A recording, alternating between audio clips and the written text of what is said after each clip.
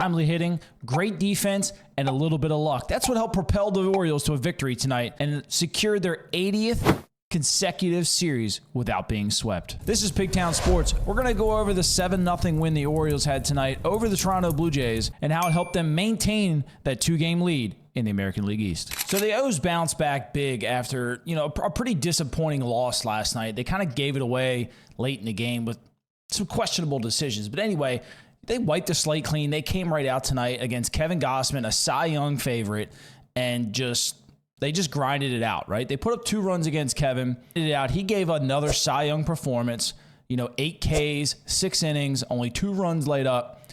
But Dean Kreamer sat there pitch by pitch and mashed Gausman all the way through. And it's exactly what the Orioles needed. They turned the page. They came out. They had great pitching. They had timely hitting. They played great defense. And they caught the Jays, who have a top 10 defense in baseball, on a bad night. And they took advantage of it and helped propel them to a win. What you really love to see is just how the Orioles went out and they grinded out a great ball game, right? Like I said, Gausman is a Cy Young favorite. They did what they had to do to scrape a couple runs out for him, and the bullpen just kind of took over again, right? Webb had another great outing. Fuji, obviously he had a 7-run lead, but he pitched fantastic, struck out the side tonight. Dean Kreamer, fantastic start to this ballgame. This is what we need going forward, right? Toronto, on paper, has a top 3 roster in Major League Baseball. Flat out. Like, there's no sugarcoating. They're playing inconsistent baseball, but they are one of the best lineups in all of baseball. And to go out there and have your bullpen and your starting pitcher just absolutely shut them down tonight, that bodes well, right? That's huge. And it's a good confidence boost for Dean. Dean's on his 3rd straight start now with a quality start, going 6 or more innings.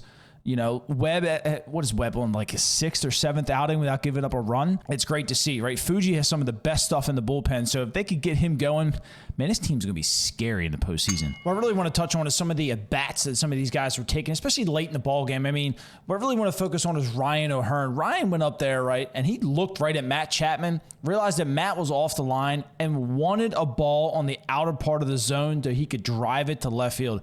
And what did he get? He got a fastball up in the zone and hit a ground ball that probably Matt Chapman makes if he's lined up in the right position. But he did what Chris Davis should have done his entire career, and he'd probably still be playing if he could, hit the ball the other way, right? Those are the kinds of things you got to take into October, because if you don't, you're sitting on the bench pretty quick. All right, we're heading into Thursday night here, and we're looking to take the series. Hopefully the O's can come out with a good start. They haven't really said who's going to pitch tonight. I know the Jack Flaherty whole thing. We'll touch on that another night, how his start was pushed back. But hopefully whoever starts tonight is ready to rock and roll. We go out and take 2 out of 3 from the Jays, because it is crucial to stay ahead of Tampa Bay. If you guys like this kind of content, please use the sub button. I'll catch you guys on the next video, maybe tomorrow night. Take care.